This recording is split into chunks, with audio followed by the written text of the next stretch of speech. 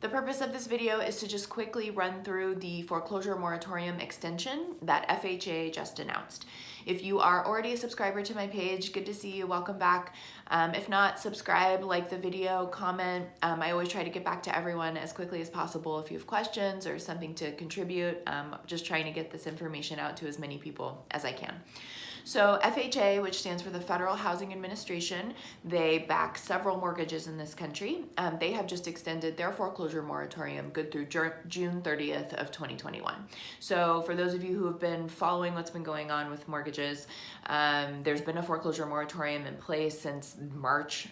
People who have been unable to pay their mortgage because of COVID disruptions have been able to kind of get on these forbearance plans to help, and they have not been facing foreclosure activity. The moratorium's been extended good through June, so if you have an FHA loan as your investor, you will not face foreclosure activity at this point before June. If you are already on a COVID forbearance plan and you have an FHA loan, the new information that's coming out right now says that you can be approved for 2 extensions of up to 3 months each, as long as you were on a COVID forbearance plan prior to June 30th.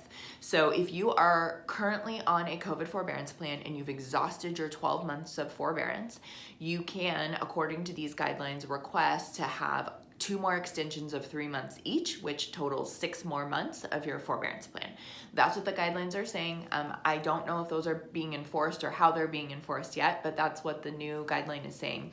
A word of caution here, if you're somebody who's on one of these COVID forbearance plans and it's actually because you truly cannot pay your mortgage, great. Stay on the forbearance plan, do everything you can to save as much money as possible. If you are somebody who's on a COVID forbearance plan, but your income has recovered and you are kind of getting back to a position where you're able to pay your mortgage payments, there isn't any benefit to you continuing to take these extensions. And so I just want to throw out there that if you can start the transition out of a COVID forbearance plan, start the transition out, because all that will happen is the amount of money that you have to owe and figure out how to pay back or transition out of at the end of the forbearance plan, it just continues to get bigger and it makes it just a little bit more stressful of a problem. So if your income has recovered and you want to look at what it's going to be like to transition out, watch one of those videos on this page. If you truly need the forbearance, then this is going to be a great option for you, because it's basically allowing you to extend that out for a little bit more time. They also announced that with this new guideline, there's going to be a 180-day extension for the first legal action taken after June 30th. Again, it's hard to really interpret what this means because you have to see everything that lenders and trustees do in practice. But what I believe they're saying at this point is that on June 30th, when this moratorium expires, when foreclosure activity is going to start, you can get a 180-day extension before a trustee or foreclosure attorney's office or lender it takes the first action to foreclose on you. So they're kind of saying the foreclosure moratorium is extended officially until June 30th, but then there's this 180-day period where the foreclosing party has to kind of wait before they can take their first legal action. I don't know if you have to request that or if that's going to just become an automatic thing.